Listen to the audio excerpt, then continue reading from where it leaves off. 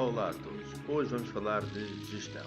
Para isso definimos como tópicos definição de gestão, evolução histórica e diferentes teorias, e funções do gestor. Relativamente ao primeiro tópico, definição de gestão. Por definição, gestão é administrar, gerir.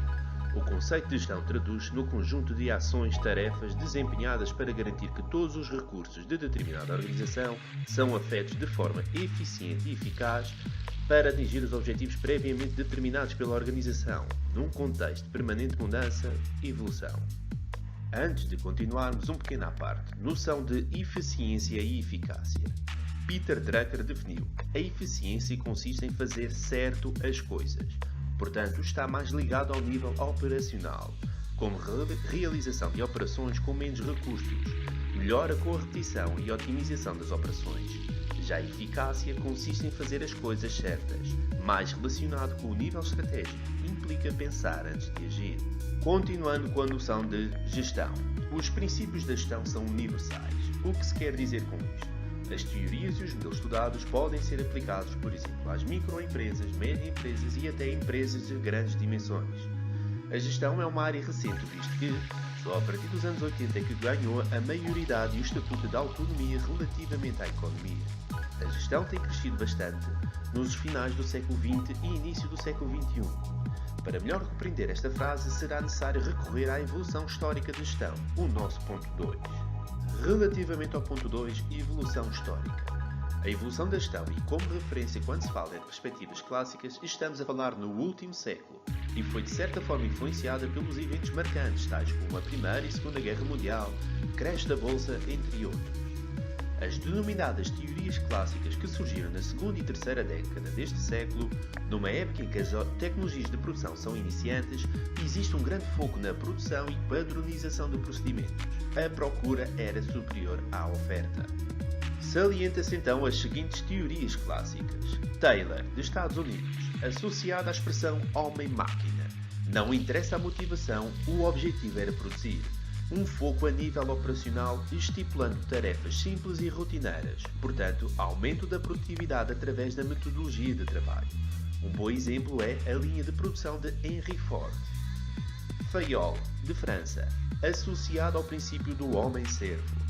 Fayol procura estudar as hierarquias e procurar atribuir funções específicas a cada elemento dentro de determinado nível hierárquico.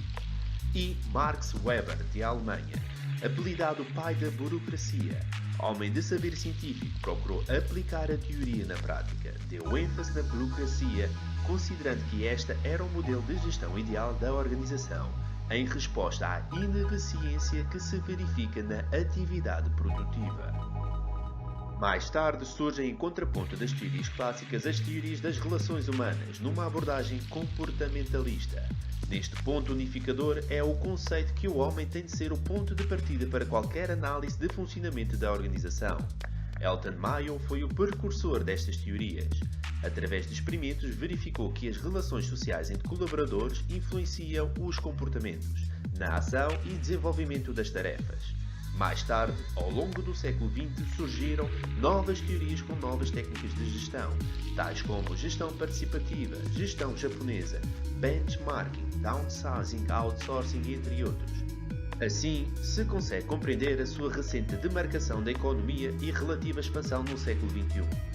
Apesar dos seus contributos na atualidade, gestão não pode ser considerada exatamente uma ciência pelo facto das teorias demonstradas cientificamente por vezes não serem suficientes para o processo de tomada de decisão.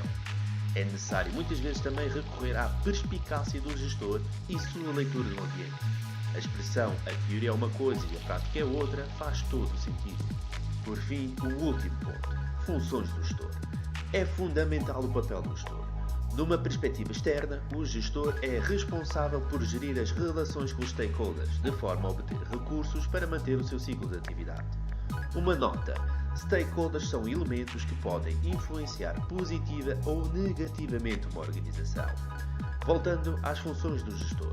Internamente, o gestor deve harmonizar o sistema social, conciliando os interesses pessoais dos colaboradores com os interesses da organização. Um gestor eficiente e eficaz deve exercer as seguintes funções: planeamento, na qual se define estratégias e objetivos; organização, distribuir tarefas, direção ou liderança, gestão das pessoas e organização e controle, verificar se as ações estão a ser executadas de acordo com o planeado. Terminamos por hoje, relembrando o que se falou hoje. Começámos por definir gestão, vindo da sua evolução histórica e, por fim, as funções do gestor. Passem no nosso site e tentem preencher o nosso questionário aferindo os conhecimentos adquiridos hoje. Até breve.